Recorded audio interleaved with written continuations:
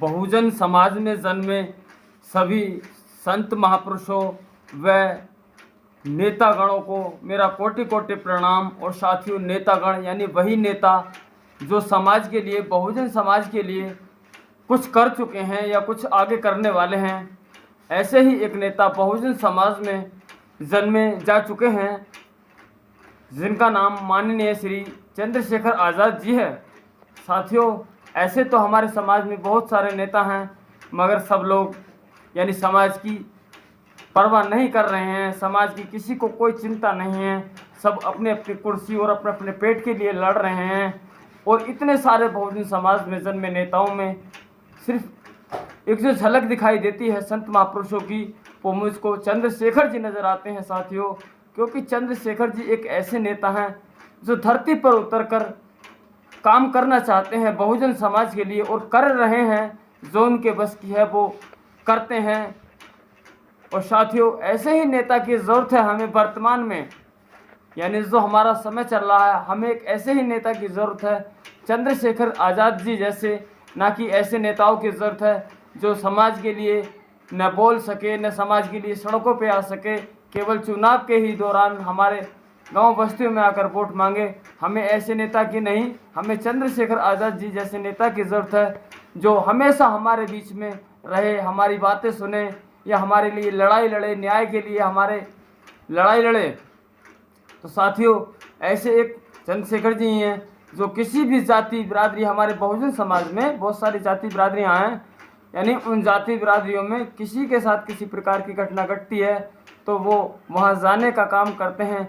और कोई ऐसा नेता हमारे समाज में नहीं है, यानी हमारे समाज में बहुत सारे नेता हैं साथियों बहुजन समाज में। मैं किस किस के आपको नाम बता सकता हूँ जो हमारे लिए ना तो संसद में बोलने को तैयार हैं, ना बाहर रोड पे बोलने को तैयार हैं, केवल हमारा वोट लेने को तैयार हैं, जो हमें अनेकों प्रकार के लालच देते हैं और हमारे समाज को कमज़ोर कर रहे हैं। और इन्हीं नेताओं में साथियों कुछ नेता ऐसे भी हैं जो हमारे समाज को, यानी हमारे समाज में ही फूट डालने का काम करते हैं।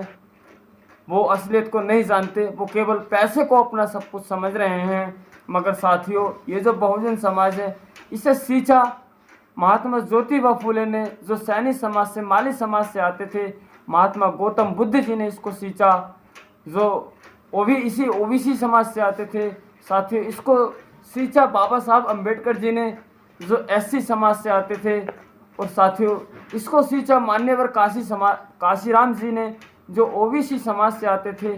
साथियों, आप माने या ना माने, मगर हमारा जो रिश्ता है एससी एसटी ओबीसी का, वो बहुत ख़ास है और हम भाई भाई हैं। मगर कुछ राजनीतिक ताकतों ने, कहते हैं ना, फूट डालो और राज करो, यही तो हमारे साथ हो रहा है। कुछ राजनीतिक ताकतों ने साथियों मीडिया के द्वारा हम सब लोगों को यानी जातियों में बांट दिया, और उनका खुद का मीडिया होने के बाद उन्होंने हमारे समाज में फूट डालने का काम किया। और साथियों, और तो और ये टीवी पर बैठकर इन्होंने यानी पता नहीं कितने प्रकार के ये देवी देवताओं को हमारे समाज में, हमारे समाज के ऊपर थोप दिया।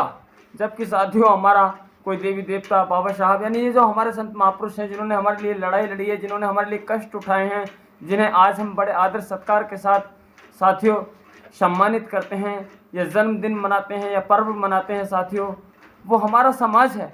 मगर हमारे समाज को तोड़ने का काम मनुवादी ताकतों ने किया। हमारे जो समाज में नेता हुए, जैसे कभी बसपा में नेता हुआ करते थे और वो बसपा छोड़कर चले गए थे, आज यानी वो समाज की बातें नहीं करते, यानी दूसरी पार्टियों में जाकर भी समाज की बातें नहीं करते।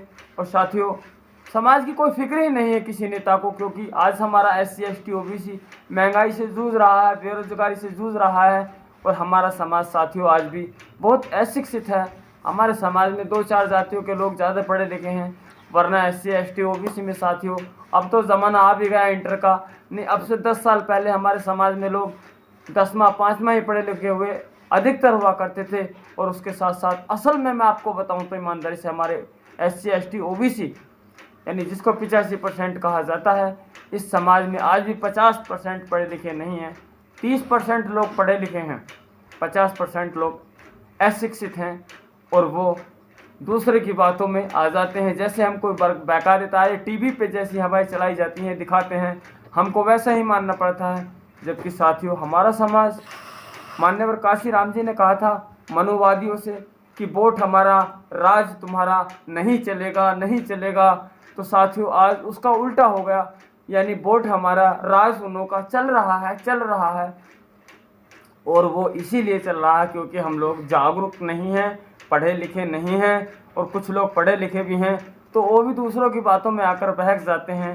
साथियों हमारा समाज वो समाज है जो यानी अपने हक अधिकारों के लिए नहीं लड़ रहा, केवल दारू मुर्गा पौवा के लिए लड़ रहा है। वो अपना वोट दारू मुर्गा पौवे में बेच देता है, वो दूसरे की बातों में आकर बहका देता है हमारे आदमी को, एक मनोवादी, तो वो उसके कहने से वोट डाल देता है और अपने आदमी में हज़ारों कमियां खोजता है, अपने ही समाज के, बहुजन समाज के नेता में लाखों कमियां खोजता है।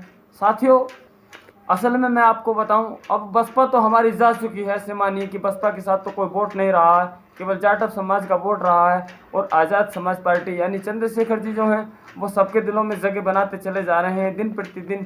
तो क्यों न साथियों हम सब लोग अपने बहुजन समाज के, जब वो सबकी आवाज़ उठा ही रहे हैं, वो सबके लिए लड़ ही रहे हैं और वो हमारे लिए कुछ करना चाहते हैं, तो साथियों क्यों ना हम सब लोग, अब हमें बसपा में जो लोग हम थोड़े बहुत वोट करते हैं उसको भी हमें नहीं करना चाहिए, क्योंकि साथियों हमारा वोट गड्ढे में जाता है और बार बार मनोवादी ताकतें फिर से पैदा हो जाती हैं। तो हमें अपना कीमती वोट चंद्रशेखर जी को ही करना चाहिए, क्योंकि चंद्रशेखर जी हमारे हक हकीबों के लिए लड़ रहे हैं, वो हमारे लिए कुछ करना चाहते हैं। मगर हम लोग आज भी जातियों में बटे हैं। साथियों हम बहुजन समाज के लोग इतने कानों के कच्चे होते हैं ना, कोई हमको कैसे भी बहका दे हम मान जाते हैं, मगर अपने की बात हम लोग नहीं मानते। और साथियों जब तक हम लोग अपनी सरकार नहीं बना लेंगे, कभी हमारी सरकार आई थी 2007 से 12 तक बसपा की सरकार, तो उस समय हम लोगों ने आपस में भले ही कितनी गड़बड़ की हो, मगर सरकार ने हमें मजबूत करने का काम किया था। मगर आज लोग बसपा से टूट गए, कोई बात नहीं, उनमें अनेकों कमियां होने के कारण साथियों, और वो खुले दिल से चुनाव भी नहीं लड़ रही है, मुझे महसूस हो रहा है और सबको महसूस हो रहा है, क्योंकि उनका कहीं खाता नहीं खुल पाता, जब उनको वोट नहीं मिले वो लड़ना नहीं चाहती। तो क्यों ना साथियों हम अपना वोट दूसरी पार्टियों को न देकर अपनी ही आज़ाद समाज पार्टी को क्यों न दें, उनके ही हाथों को मजबूत बनाएं, ताकि साथियों हमारे बच्चों का आने वाला भविष्य अच्छा रह सके, हमारे लिए कोई लड़ सके। साथियों जैसे किसी ने कहा भी है, किसी संत ने कहा है कि जब आए तो बात न मानी, मरे तो पीछे चलते हैं, देखो रे कुछ मूर्ख प्राणी आज भी मन की करते हैं। कि साथियों जब हमारे नेता आते हैं तो हम उनको मानते नहीं। जैसे कभी यानी मान्यवर, हाँ जी, बाबा साहब अम्बेडकर जी को प्रधानमंत्री बनने का मौका आया तो साथियों हमारे ही लोगों ने धोखा दे दिया। बहन जी को प्रधानमंत्री बनने का मौका आया तो साथियों हमारे लोगों ने वोट नहीं किया, आज उनमें हज़ारों कमियां निकालने।